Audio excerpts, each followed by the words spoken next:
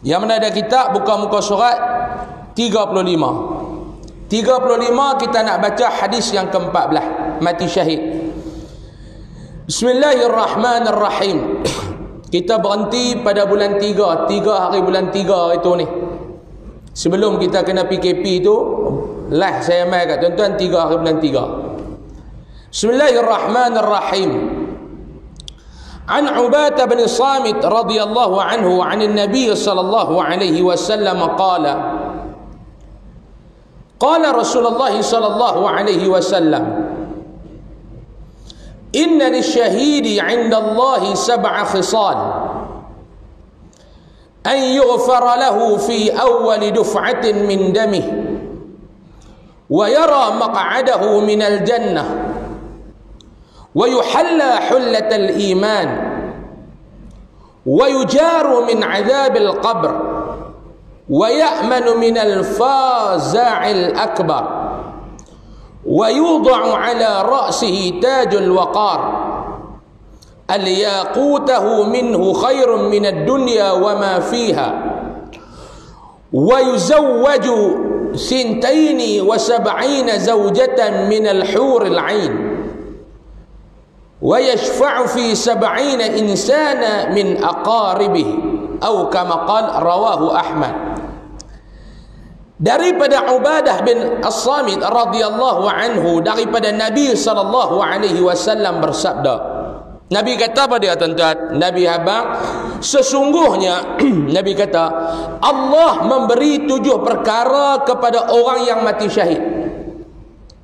Hari ini hadis yang kita nak baca ni, Nabi nak cerita kepada kita ni tentang orang yang mati syahid, yang mati di dalam menegak agama Allah, yang mati dikira sebagai orang yang mencari ilmu, yang mana duk mengaji ni tiba-tiba sama ada waktu kita nak hadir ke majlis ilmu ataupun selepas kita pulang daripada majlis ilmu ni tuan-tuan, tiba-tiba Allah Ta'ala pilih pada waktu tersebut kita ni meninggal dunia. Dikira orang ni sebagai orang yang mati syahid. Sebab tu yang kata fadilat pahala kita ni, kelebihan kita yang duk hadir ke majlis ilmu ni tuan-tuan, bukannya lekeh orang Kedah kata, bukannya tak besar pahala dia ni tuan-tuan, cukup besar. Tuan-tuan hadir keluar daripada rumah, takut takdir Allah dalam kita main ni, dalam perjalanan kita nak hadir ke majlis ilmu ni, tiba-tiba aksiden, kemalangan. Pada waktu tersebut Allah Ta'ala pilih kita untuk meninggal. Matinya pada waktu itu kata ulama dikira sebagai mati syahid. Ataupun orang yang menegak agama Allah, yang syahid, yang gugur di medan peperangan dalam menegakkan agama Allah, juga dikira mati, juga syahid. Ni tuan-tuan, di Lebanon kemarin letup satu apa kilang ke apa di Beirut. Kalau tuan-tuan tengok video dia tuan-tuan, berapa sekennya Allah Ta'ala boleh hancurkan yang kata banak Beirut ni tuan-tuan. Tuan-tuan balik lagi ni jangan duduk buat waktu duduk dengar kuliah ni.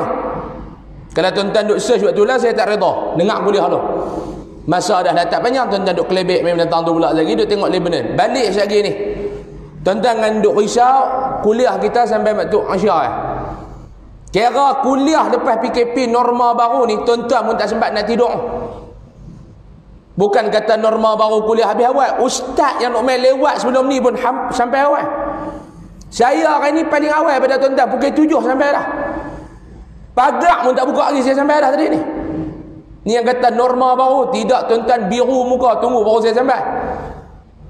Tuan-tuan balik tengok yang kata banak Beirut ni tuan-tuan, sebelum meletup semalam ni, tuan-tuan cuba tengok bagaimana indahnya yang dikatakan bandar raya Beirut ni di Lebanon. Lebanon ni tuan-tuan. Tapi dalam masa berapa minit, dalam masa berapa saat, Allah Ta'ala boleh hancurkan, Allah Ta'ala boleh kita kata boleh ranapkan bandar Beirut Lebanon ni tuan-tuan sekelip mata ya.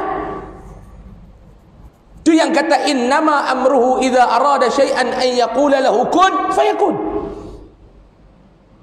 Petang tadi ni duduk di hotel saja, duduk kelebek telefon. Saya pun tahu kelebek, duduk main telefon ni, duduk baca, tengoklah apa komen-komen, apa nama orang kata cendia kawan di sebelah Timur Tengah ni. Keluar satu orang ni, dia cerita bagaimana masa yang nak diambil oleh kerajaan Lubnan ni tuan-tuan, untuk nak bagi balik ni apa yang ada sebelum letupan itu, bangunan, keindahan, nak bagi elok balik macam tu, kerajaan Lubnan kena ambil masa lebih kurang dalam 78 tahun. Tuan-tuan kira daripada tahun 2020 campur 78 tahun baru boleh kembalikan balik kehebatan, keindahan Bandaraya Beirut. Ni macam kita lah kena Covid ni, Allah Ta'ala bagi kena Covid ni tuan-tuan. Tak pasal-pasal duduk dalam masjid pakat duduk kena bubuh tu semua. Muka kita lah harga 1,000. Duduk pergi duduk dedah muka tak ketahuan halal ni kena 1,000. Ni tuan-tuan, duduk. Kalau tuan-tuan fikir sebelum kena Covid, kalau kita ada buat kerja lagu ni, orang kata gila. Topeng ni orang Kedah duk pakai waktu mana? Meracun tu. Tapi lah kita duduk dalam masjid pun duk kena pakai satu macam lah. Satu macam. Saya tengok kalau tuan-tuan duduk tempat saya, tuan-tuan tengok kelaku seorang-seorang satu macam nampak. Yang ni biru, yang ni hitam, yang ni putih, satu macam ni. Muka tak nampak. Nampak biji mata ya. Tuan-tuan cuba tengok, Allah Ta'ala hantar Covid menatang yang kita tengok tak nampak. Musuh ni tuan-tuan yang kata Covid ni mata tengok tak nampak, tapi dunia pening dengan dia ni. Hak yang mai Allah Ta'ala hantar tentera yang tak nampak ni pun tuan-tuan, habis hidup kita berubah 360 darjah. Kira duk pergi mana pun duk suadai bagi lepas duk scan berapa? 36.4, 36.3, 37.6 tak boleh masuk dah.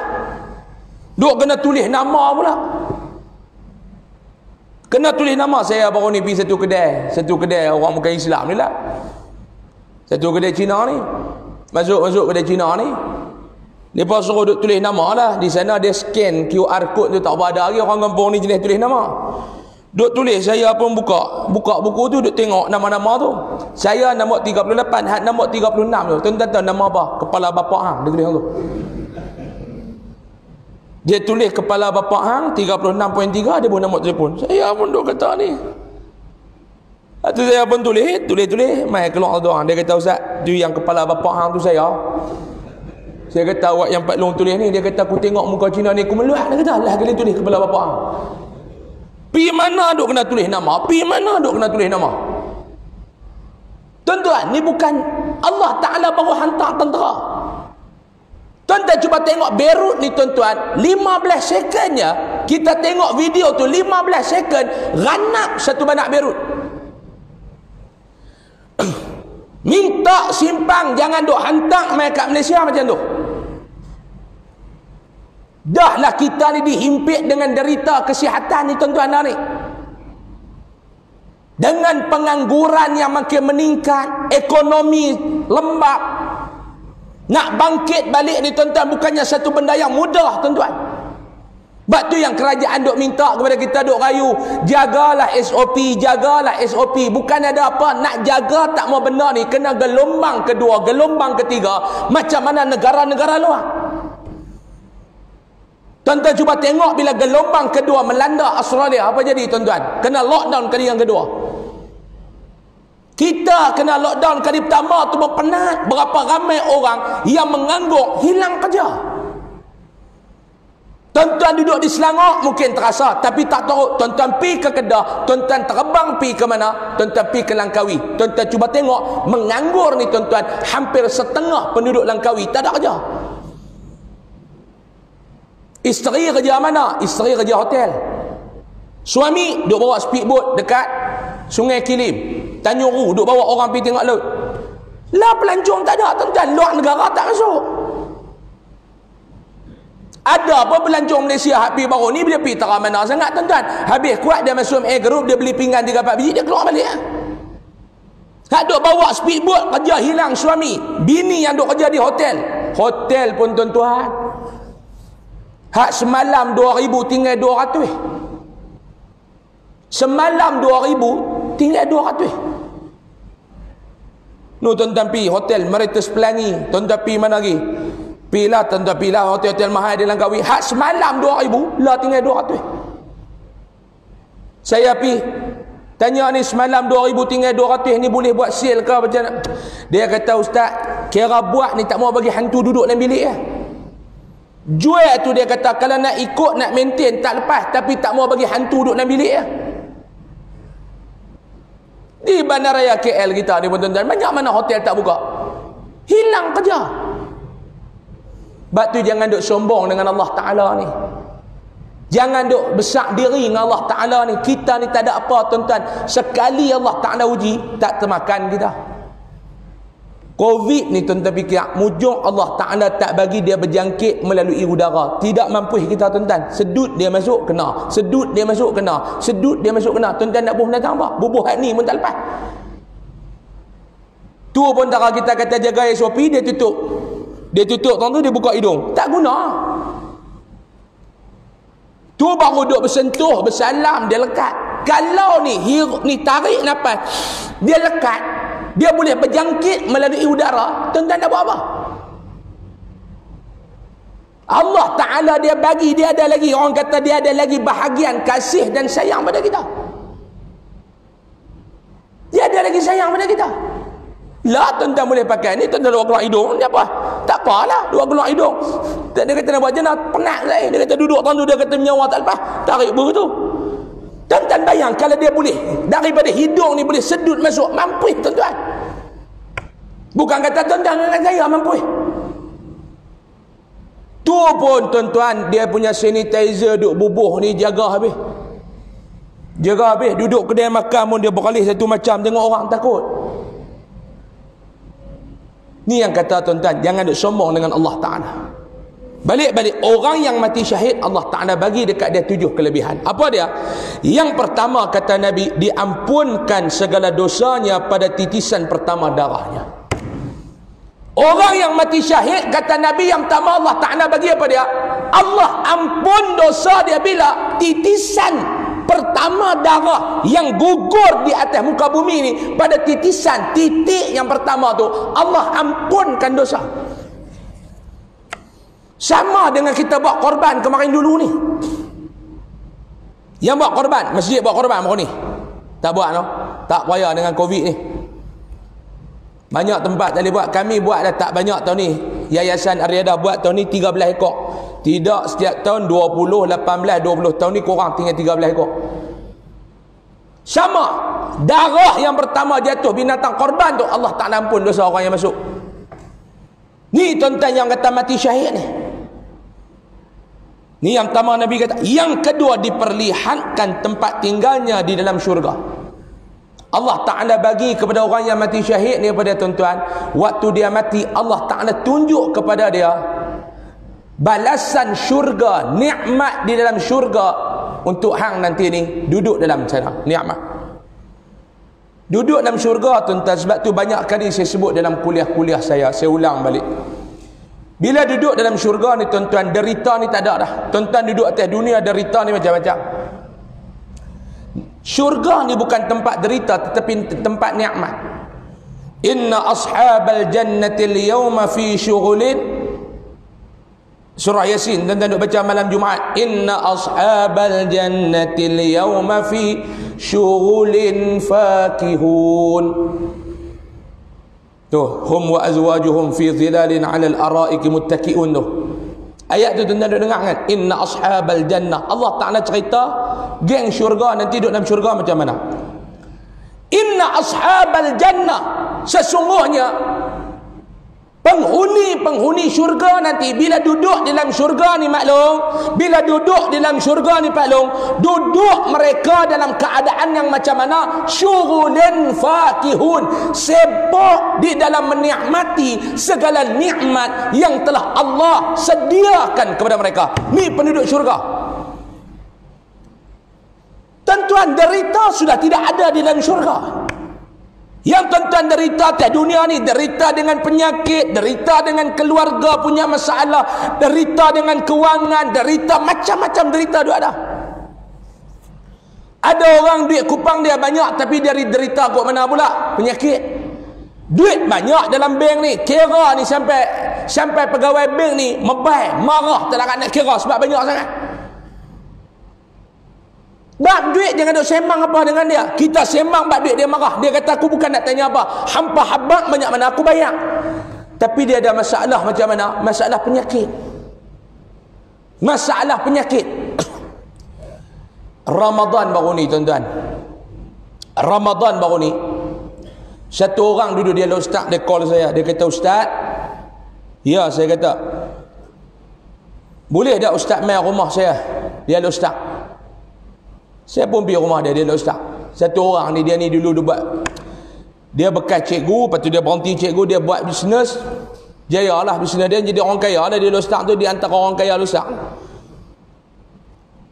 Panggil saya, Mat. Saya kata, "Ada apa ni, Haji?"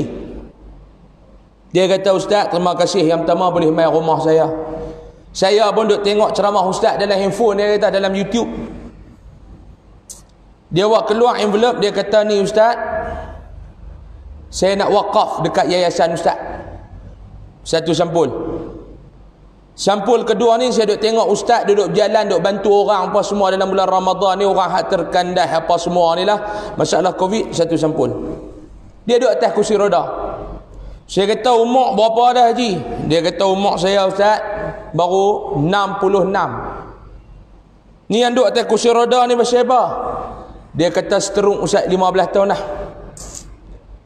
Stroke 15 tahun dah." Saya kata, "Pergi berubat." Dia kata, "Cerita berubat ni ustaz bukan dalam Malaysia, luar Malaysia semua pergi dah. Habaq ya dekat mana ada pakar semua pergi lah. Saya pergi India, balik daripada India tu saya tak mau pergi mana dah. Saya dah redha dah. Allah Ta'ala tak bagi berjalan, saya tak berjalan dah. Sebab saya berjalan banyak dah." Saya kata, "Kena stroke ustaz, duk tengah tidur, bangun-bangun pagi tak boleh nak buat apa. Tangan tak boleh angkat sebelah kanan, kaki tak boleh nak angkat sebelah kanan, hanya belah kiri yang boleh jalan." Saya kata, "Alhamdulillah Haji, boleh duk guna agak sebelah." Dia kata, "Betul ustaz, mak saya lena atas katil," dia kata 32 tahun, 4 tak boleh bergerak. Saya boleh juga duk bergerak." Dia kata, duduk atas kursi roda tu pun dia duk tolak, dia berjalan nyari. Kadang-kadang tekan-tekan dia jam je, dia berjalan tak mau nak berhenti, mau bisa jadi. Dia kata, dia kata, "Ustaz, ambil duit ni buat kebajikan." Saya pun terima kasih apa semua. Dia suruh baca doa. Satu ayat dia kata dekat saya, tuan-tuan, sampai lah ni saya duk ingat-ingat. Dia kata, "Ustaz, dalam bank saya ni ustaz, banyak rezeki yang Allah Ta'ala bagi. Saya biasa offer dekat satu doktor tu di KMC, Kedah Medical Center. Waktu mula-mula saya sakit tu, saya kata kat doktor, kalau doktor boleh rawat saya lega, saya nak bagi dekat doktor cash money 5 juta.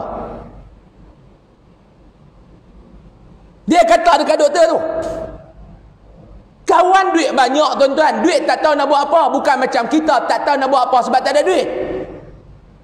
Dia ni duit banyak sampai tahap tak tahu nak buat apa duit. Tuan-tuan tahu orang ada duit tak tahu nak buat apa? Tuan-tuan boleh fikir tak? Orang ada duit tak tahu nak buat apa? Kita tak boleh fikir sebab kita ni tak tahu nak buat apa sebab tak ada duit.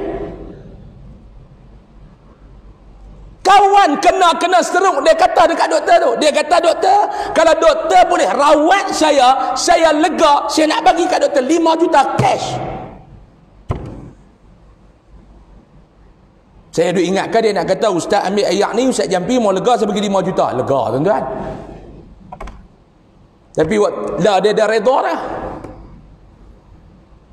Saya kata dekat dia, doktor tu kata apa? Doktor tu kata apa kat Haji? Doktor tu jawab kat saya satu patah. Doktor tu kata, Haji ambil duit ni, Haji simpan lah. Duit yang 5 juta Haji nak bagi kat saya, kalau saya boleh ubat Haji lega. Haji ambil duit ni, Haji simpan lah. Sebab Haji, saya hanya boleh berubat, tetapi Haji kena minta kesihatan ni kepada Allah. Haji kena minta kesihatan ni kepada Allah Haji.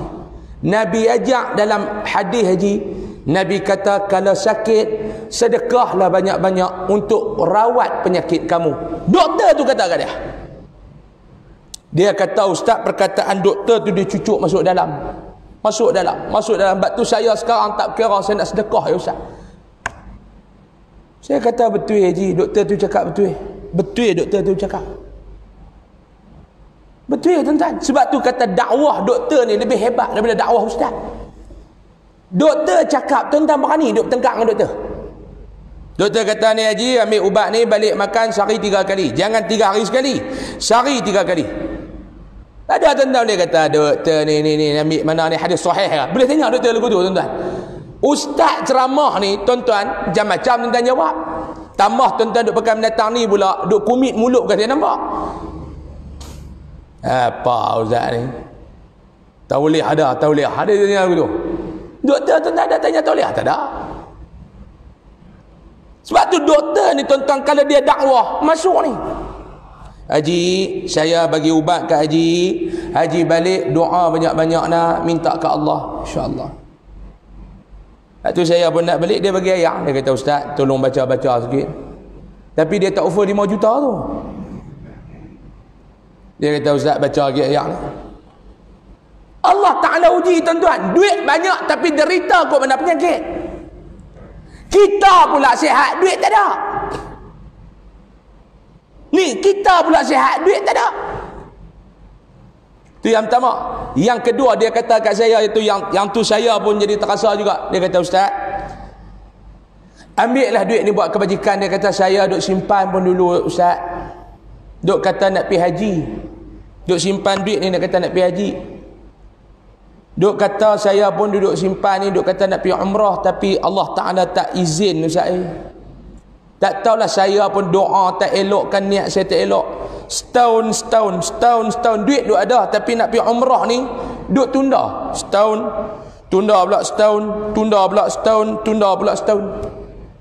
Akhirnya dia kata duk cadang nak pergi bulan 12 tahun ni. Jadi Covid, dengar kata tabung haji, kata dia kata kat saya. Pakcik tu, dia kata saya dengar kata tabung haji, kata kalau boleh pi pun hak umur lebih pada 60 ke 70 ni tak boleh pi dah. Tambah ada uzur ni tak boleh pi dah. Cerita dia, Ustaz, saya ni sampai mati tak pi dah Mekah. Tuan-tuan ada duit lah nak pergi umrah tak boleh tuan-tuan. Tu nak abang kat tuan-tuan. Ni bukan cerita mati baru Covid. Tuan-tuan duk ada duit. Duk simpan ni. Orang kata jomlah pergi umrah dulu orang duk kata. Ustaz ni dia buat package umrah, dia duk kira kita nak pergi umrah, orang nak pergi haji. Haji tu wajib. Tu kata hang tak mengaji. Hang pergi umrah dah lagi, tak pernah pergi lagi. Sekali tak pernah sampai lagi. Tuntutan umrah kali pertama tu sama dengan haji. Ayat dia mana? Wa atimmul hajja wal umrata. Sama tertibul ayat Allah Ta'ala tak. Kali pertama nak pergi buat umrah tu sama tuntutan dia macam nak pergi haji. Pergilah dulu. Lah ni umur orang 70. Saya dengar wallahu a'lam dan sejauh mana kesahihan dia tu tuan-tuan. Tapi saya dengar, saya confirm balik lepas haji tu kata, saya tanya kawan saya yang duk kerja tabung haji, dia kata kemungkinan akan dibuat. Kemungkinan macam mana? Orang yang dah umur lebih pada 60 ke 70 saya tak pasti. Selagi mana vaksin tentang Covid ni tak boleh nak dapat tuan-tuan, tak boleh nak ada, selama tu lah tak boleh pergi lagi buat kerja haji ke umrah ke. Yang muda-muda yang tak ada penyakit boleh pergi. Yang muda-muda ada penyakit tak boleh pergi. Yang dah berumur pun tak boleh nak pergi. Tuan-tuan duit duk simpan dalam bank tak boleh buat apa. Dulu orang ajak pergi buat umrah haji tak mau pergi. Dulu orang duk ajak tak mau nak pergi. Ni tuan-tuan, tapi bila duduk dalam syurga tidak ada langsung derita. Nikmat atas nikmat. Yang ketiga, dihiasi dengan perhiasan iman. Yang keempat, dipelihara daripada azab kubur dan diamankan dari kengerian hari kiamat. Yang kelima, dipakaikan mahkota ketenangan di atas kepalanya. Satu permata daripada mahkota itu lebih baik daripada dunia dan isinya. Satu permata yang ada di atas mahkota yang dipakai kepada orang yang mati syahid tuan-tuan, satu permata tu lebih baik daripada dunia dan isinya. Khairum minad dunya wa ma fiha. Satu permata yang duduk dekat mahkota kita, dia kata satu permata daripada mahkota itu lebih baik daripada dunia dan isinya. Pakai mahkota. Allah Ta'ala bagi orang yang mati syahid ni pakai mahkota. Permata yang ada pada mahkota tu, satu permata lebih baik daripada dunia dan isinya. Dunia dan isinya. Tu yang kata 2 rakaat sebelum subuh, tuan-tuan. Nabi katakan, siapa yang sembahyang 2 rakaat sebelum subuh, khairun minad dunya, lebih baik daripada dunia ni. Dunia ni lebih baik. Bukan setakat dunia, wa ma fiha, apa isi dunia ni lebih baik lagi daripada tu. Apa yang ada dalam dunia yang tuan-tuan kejar lah? Mah ni mah dunia harga ni, tuan-tuan. Saya 2 minggu 3 minggu lepas, ke bulan lepas, saya pergi ke Kelantan. Bila pergi ke Kelantan, orang rumah saya ni, isteri saya, duk ajak duk pergi trade in lah kedai mas tu, duk pergi ajak trade in dia punya gelang ni, nak beli gelang baru. Saya pun duk beli. Saya kata tak apalah, pergilah buat urusan. Saya duduk atas kursi belakang tu. Tiba-tiba sebuah kancil 660. Perda kancil 660 ni. Sampai dia break depan kedai mas tu, turun satu orang Pak Long ni, orang tua, saya ingat umur 60-70 lah. Dia pakai baju Melayu, butang pun tak ada, kain belekat congek kat depan, bawa satu beg hitam. Saya ni bila tengok Pak Long tu, tangan ni automatik seluk pakit. Dia ingat Pak Long ni dia nak majlis wakaf pondok mana tak tahu. Kata ni dia nak majlis wakaf pembangunan pondok ke apa ni, kita pun ingat lagu tu lah. Tiba-tiba dia sampai duduk, dia kata kat tokai kedai ni barang, wah keluar dalam surat abang tu ada 3 tong kuih, mah jongkong 3 tong kuih ada panjang-panjang tu. Saya pun duk tengok ni, kita ni duk tengok. Saya tanya dia, Pak Cik, tu apa? Mah, dia tahu Ustaz. Dia kenal saya, dia tahu Ustaz, mah ada panjang-panjang tu. Tiga ni ada panjang-panjang 3 ketui. Tengok timbang-timbang 3.6 kilo mah dia bawa. Saya duk ingat orang tua ni nak majlis wakaf apa pondok ni. Duk ingat ni pondok bersiap tumbuh ke mana nak majlis wakaf ni, kita nak buat keluar duit lah. Dia buat keluar mah jongkong 3 batang, 3 kilo 800 gram. Saya tengok atas bawah. Kita ni belum hak duk belagak nak mampu ni, mah 200 gram haram tak ada lah rumah. Dia sekali bawa 3 kilo 800 gram. Duk tengok atas bawah belum ni. Dia pun bagi. Saya tanya dia, Pak Long duk impun lama dah Ustaz, beli sikit-sikit dulu ni. Pak Long tu buat apa tu? Tak ada apa Ustaz, bekas polis pencin. Tapi duk beli sikit. Dia kata dulu ni sikit. Cukup sekilo, mai tolak ambil sebatang. Beli sikit-sikit cukup sekilo. Saya kata, ish, Pak Long ni jual ni untung banyak mana? Dia buat keluar tunjuk cek, dia kata tolak mai. Dia kata Ustaz, bolehlah untung sikit 285,000. Mai jual tu untung 285,000. Pak Long, mah tu baik ya di dunia, baik.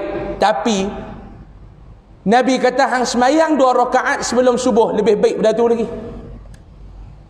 Apa lagi baik atas dunia ni Pak Long? Wanita, lawa.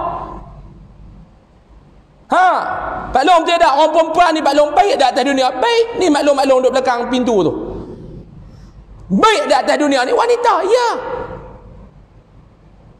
Kan Allah Ta'ala kata dah yang kita cari atas dunia ni 2, al-mal wal banun. Anak pinak. Nak dapat anak pinak ni lagu mana? Yang pertama kata benda tu kita cari atas dunia. Bohong siapa yang duduk atas dunia tak ada keinginan kepada kata benda. Bohong. Ada tak dalam masjid ni siapa yang duduk atas dunia? Dia kata, saya Ustaz, saya dunia ni kereta besar, rumah besar, saya tak ada lah, saya tak ada angan-angan daripada muda sampai sekarang. Ada tak? Cuba angkat tangan, saya nak doa bagi kena Covid. Cuba angkat tangan, saya nak doa bagi kena Covid. Mohon. Kita bak kata benda, semua ada keinginan. Tuan-tuan rasa seronok tak bila duduk dalam rumah yang besar? Ya. Sebab tu masa muda lu Pak Long kerja, beli rumah, nak buat apa? Ada duit nak renovate, nak selesa, nak bagi anak lelaki ada satu bilik, nak bagi anak perempuan ada satu bilik, kita ada satu bilik, ada sikit ruang nak buat ibadat. Keinginan. Tengok kereta pun duk start, duk bunyi tukang dah start pun. Buh kunci pula, tukang. Oh, dia kata ni awak pula dah. Start pula, tukang. Dia kata yang ni nak kena pergi trade in pula. Start kali 3 dia kata tukang keran. Kena tukang lah. Pi cucuk kereta tu, pi hantar awak keluar kereta baru. Seronok tak ada kereta baru Pak Long? Seronok, rumah baru seronok, kereta baru seronok. Cuba dapat orang rumah baru. Ui. Tua pi tera mana sembang bab perempuan mesti gelak. Saya hari tu tak boleh ceramah ni, bulan 8 ni baru sibuk balik duk ceramah. Dulu tak ada ceramah, pagi-pagi start motor apa, duk pergi ronda, duk sembang kedai kopi lah dengan Pak Long ni. Naik motor tengok ramai lagi tang ni, berhenti minum kopi. Ambil minum kopi orang Kedah, orang Kok Diang ni, daun rokok lah, rokok daun dia bukan isap rokok batang, rokok daun. Ambil duk buka mulut duk Allah. Saban apa? Main mana Ustaz? Saja main minum kopi. Allah. Ambil duk buh daun buh temakau, isap. Rokok daun dia isap, dia cucuh, dia sambil dia sedut. Orang Kedah panggil kemut, dia sedut tu. Dia kena pintai bagi pusing tu. Pak Long balik masjid, boleh masjid Allah. Umur apa dah Pak Long? Kat 80 dah Ustaz. Allah. Macam mana lah duk buat lagi bendang? Sawah padi kami panggil bendang. Ada sikit-sikit bagi budak-budak buat lah, tak larat dah Ustaz. Oi, media rokok. Ada apa kelung Pak Long? Ada lah, lebih kurang 3-14 kelung. Wush. Banyak dah.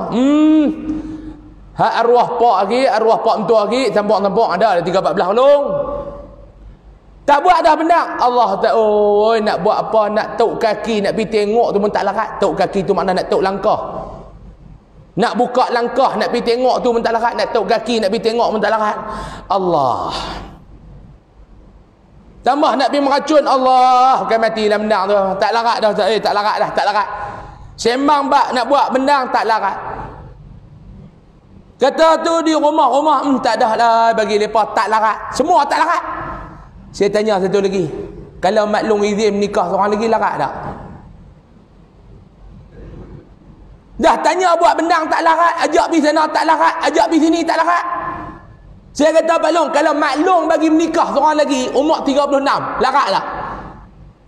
Dia kata yang tu mau pergi mengurut larat balik. Dia kata, dia mau lagi tuan-tuan. Yang tak sat cerita pergi bendang tak larat, ajak pergi sana tak larat. Sembang bab menikah. Mak Long jangan nak marah ni cerita orang lelaki. Sembang bab menikah larat. Tuan-tuan bohong. Tu yang kata kita nak dalam dunia ni. Allah Ta'ala bagi kita hidup. Yang tu yang kita nak dalam dunia ni tuan-tuan. Tapi Nabi kata satu permata yang mahkota Allah Ta'ala bagi kepada orang mati syahid lebih baik daripada dunia dan isinya. Bukan dekat tu. Jadi dia kata yang keenam, dikahwinkan dengan 72 orang bidadari. Pak Long, bidadari Pak Long. Pak Long tahu tak bidadari? Pak Long kenyih apa? Tahu tak bidadari? Sembang bab bidadari semua tegak. Tahu bidadari? Sebab tu bila masuk syurga, umur 40 tak ada, umur 50 tak ada, umur 60 tak ada, semua balik 30-an. Ni umur saya ni. Sebab apa balik 30-an Ustaz? Kalau yang masuk umur 90, nak nikmat apa dalam syurga? Dalam syurga mana ada haram, semua halal. Bidadari buat metak depan sebotol Heineken, arak-arak. Atas dunia tak boleh minum. Dalam syurga bukan tekat sebotol Pak Long oi, satu sungai. Tu dia duk tanya kita, dalam syurga ada rokok? Loh. Mari dia rokok lepas kuliah, tanya ustaz. Dalam syurga ada rokok? Loh. Arak satu sungai. Dia kata saya bukan tanya arak, saya tanya rokok. Saya kalau duduk dalam syurga tak ada rokok, tak ada hidup. Jenis tak rokok. Dia kata rokok ada. Kita kata rokok ada, cuma api tak ada. Anak cucu kena masuk dalam neraka tak? Anak cucu. Rokok ada, api tak ada. Anak cucu rokok masuk dalam neraka tak? Bayang kalau umur 90 masuk syurga Pak Long. Malaikat bidadari mai letak arak. Allah cik oi, tak boleh minum, jantung tersumbat. Bidadari mai duduk kat tepi kita Pak Long. Bidadari lawa. Lawa bidadari. Lawa bidadari. Pak Long apa? Terkelip ni cerita betul. Mata duk lipok tengok kita. Cerita betul bidadari Pak Long. Maklong hak duk belakang luar pintu tu. Maklong ketua bidadari. Sebab tu maklong jangan duk kata ustaz, kalau maklong boleh masuk syurga dengan Pak Long dapat bidadari, maklong jealous. Tak jealous. Sebab apa di dunia ni maklong jealous? Sebab maklong tak ada kerja duk tengok Pak Long. Tapi bila duduk dalam syurga, maklum kita duduk dalam syurga, syughulin fakihun, sibuk menikmati nikmat yang Allah Ta'ala sedia. Bila sibuk, suami maklum Pak Long ni tak sempat kita nak ambil peduli. Bagi bidadari lah layan. Kita banyak nikmat lagi. Yang lepas dapat bidadari, maklum ketua bidadari. Ketua dengan AJK, mana kemah? Ketua wanita dengan AJK wanita, mana hebat? Ketua lah. Pak Long dapat bidadari, bayang kalau umur 90 bidadari main duduk tepi. Tak apa, pergi cari orang lain dah, tak larat dah. Tapi bila umur 30-an masih ganteng. Kemah bidadari berapa orang dapat Pak Long? 72. 72 ni. Dia duduk dagu betul kau ustaz ni, betul lah, bukan dia mohong kitab apa. Hadis beritahu. 72 duk beratok lagu tu. Ha Pak Long, tepuk meja. Next lagu tu kan. Umur 30 lebih, nak habis 32 tu. Bukan sekadar itu je tuan-tuan, yang ketujuh dapat memberi pertolongan syafaat kepada 70 orang di kalangan kaum keluarganya. Ahli keluarga ni pula kita dapat bagi pertolongan syafaat sebanyak 70 orang. Sikit lagi masa. Ada berapa minit? 3-4 minit lagi. Keterangan, kita baca sikit keterangan. Mati syahid merupakan kemuncak nikmat di dalam dunia ini. Kata pengarang kitab ni tuan-tuan, dia kata apa dia? Dia kata kemuncak di dalam nikmat dalam syurga ni. Kemuncak nikmat di dalam syurga ni. Makna apa dia kemuncak? Paling atas nikmat dalam syurga di dunia ni apa dia? Di dunia ni nikmat paling kemuncak ini ialah mati syahid. Orang yang mati syahid akan menikmati kesedapan yang amat sangat di saat rohnya dicabut oleh malaikat maut. Orang yang mati ni tuan-tuan, dia akan dapat apa dia? Nikmat waktu malaikat Israel mai cabut roh dia, nyawa dia. Tuan-tuan tahu tak pedih yang kata sakaratul maut ni macam mana tuan-tuan? Yang kata pedih sakaratul maut. Saya nak bawa dalam kitab Tanbihul Ghafilin satu cerita yang kata orang yang mati syahid ni, nikmat yang dia akan dapat apa dia tuan-tuan? Nikmat yang dia akan dapat ialah malaikat maut mencabut roh dia dalam keadaan yang paling lembut. Dalam kitab Tanbihul Ghafilin cerita yang kata azab sakaratul maut ni tuan-tuan macam mana? Mari kita tengok. Nabi Isa alaihi salam. Nabi Isa ni apa dia? Dia ni boleh menghidupkan orang yang telah mati. Maka ditegur oleh orang kafir. Waktu zaman Nabi Isa ni, orang kafir ni kata apa dekat Nabi Isa? Engkau hanya dapat menghidupkan orang yang baru mati. Kemungkinan belum mati benar orang itu. Nabi Isa ni, Abu Lays Samarqandi cerita, dia ni di zaman dia, Allah Ta'ala bagi kepada Nabi Isa, dia boleh hidupkan orang yang mati. Puak-puak kafir ni kata apa dekat Nabi Isa? Dia kata, hang ni Isa, hang boleh hidup orang yang baru mati. Kemungkinan orang tu mati belum benar-benar mati. Dia baru mati, hampir hidup. Mungkin dia tu tak mati betul-betul. Lalu Nabi Isa kata apa dia? Nabi Isa berkata, kamu pilih sendiri siapa yang kamu minta saya hidupkan. Nabi Isa kata, tak apa, kalau hampa kata dekat aku boleh hidupkan orang yang baru mati, lah ni aku nak abang kat hampa, hampa pilih di kalangan yang ada di kubur ni, siapa dia yang hampa nak pilih, hampa pilih, mai aku nak bagi dia hidup. 3 minit lagi minta masa extend. 3 minit. Boleh lah 3 minit. Ni aku nak bagi kat hampa, hampa pilih dalam kubur ni, siapa dia yang hampa nak aku berdoa kepada Allah nak bagi dia hidup. Aku nak buat, aku nak bagi dia hidup. Lalu mereka pun pilih kubur, satu kubur anak Nabi Nuh alaihi salam. Namanya Sam bin Nuh alaihi salam. Mereka pilih, ha ni kubur ni. Tadi aku hidupkan orang mati. Hampa kata kawan tu baru mati. Tak dia tak mati betul. Aku pergi bagi hidup, hampa kata dia ni tak bagi hidup. Lah ni aku suruh hampa pilih, mereka pilih anak kepada Nabi Nuh alaihi salam, nama dia Sam bin Nuh alaihi salam. Lalu Nabi Isa pergi dekat kubur Sam bin Nuh ni tuan-tuan. Nabi Isa semayang 2 rakaat dan berdoa kepada Allah minta Sam ni bangun balik. Maka Allah Ta'ala ni pun perkenan doa Nabi Isa alaihi salam. Sam bin Nuh ni dia bangun balik, dia hidup balik tuan-tuan. Dia dah mati, dia hidup balik. Sedang rambut di kepala dan janggut dia semua dalam keadaan putih. Dia bangkit dari kubur, rambut dia putih, janggut dia putih.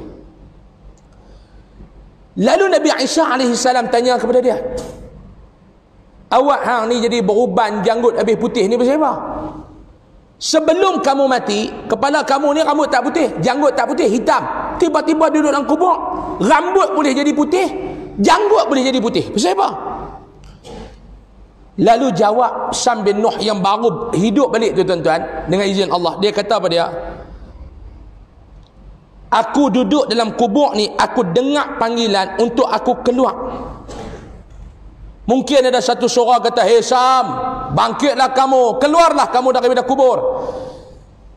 Dia kata, aku diingatkan hari tu hari kiamat. Bila hang semayang 2 rakaat, hang berdoa kepada Allah Subhanahu wa taala, wahai Isa, aku dapat satu suara, yang satu suara tu kata kat aku, "Sam, bangkit." Aku diingatkan bila surah tu suruh aku keluar, menandakan sekarang telah sampai hari kiamat. Sebab itulah rambut aku ni bertukar jadi putih, janggut aku ni bertukar jadi putih. Kerana apa dia? Kerana aku takut.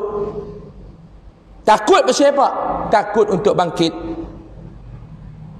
Lalu Nabi Isa tanya kepada Sam bin Nuh, lama mana dah hang mati ni? Hang mati duduk dalam kubur ni lama mana dah?